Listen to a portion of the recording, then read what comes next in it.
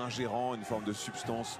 C'est un film à Aller voir. la chercher elle, justement, elle qui n'a jamais eu d'Oscar, qui avait été considérée comme une actrice hollywoodienne dans le sens le plus péjoratif du terme, et aller la chercher et justement l'amener jusqu'aux Oscars, même si elle ne l'a pas eu, mais elle a été nommée. C'était quand même assez fou. Et c'était aussi la revanche du cinéma de genre féminin, c'est-à-dire que les femmes s'y mettent. Depuis longtemps, puisqu'à Titane, c'était déjà C'est ça, voilà, c'était un peu le début.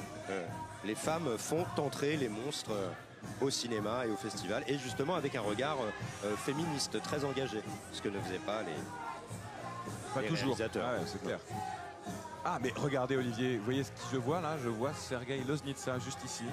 Alors ça, il n'est pas annoncé, mais il était là tous les jours. Il n'est pas annoncé, mais il n'est jamais parti parce que son film avait quasiment ouvert la compétition. Deux procureurs, on était dans les années 30 de l'URSS à l'époque, sous Staline, et c'était glaçant. Moi, j'aurais mis un prix à ce film-là, que j'ai beaucoup aimé. D'ailleurs, c'est un des films qui a été le mieux noté par la presse étrangère.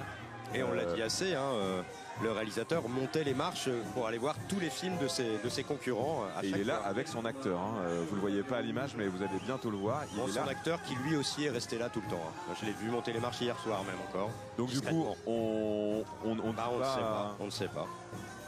Bon, ce qu'on peut dire, Olivier, aussi, c'est que pour le moment, c'est Jane Fonda qu'on voit à l'image. Et Géry L'Oréal, grande actrice.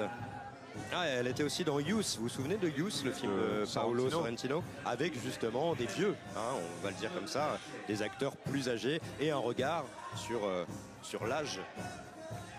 Non, ce que je voulais vous dire, Olivier, c'est que l'autre film qui est annoncé, et puis comme ça on en aura fini les indiscrétions, après on va pouvoir vivre ça au présent, c'est le film Un simple accident de Jafar Panahi, qu'on a aussi beaucoup aimé. Beaucoup aimé, qui ça pourrait être un très bon, ça pourrait être une palme, parce qu'on sait l'amour aussi de Juliette Binoche pour le cinéma iranien, qui lui a offert un prix d'interprétation, notamment avec Copie conforme de Abbas Kiarostami.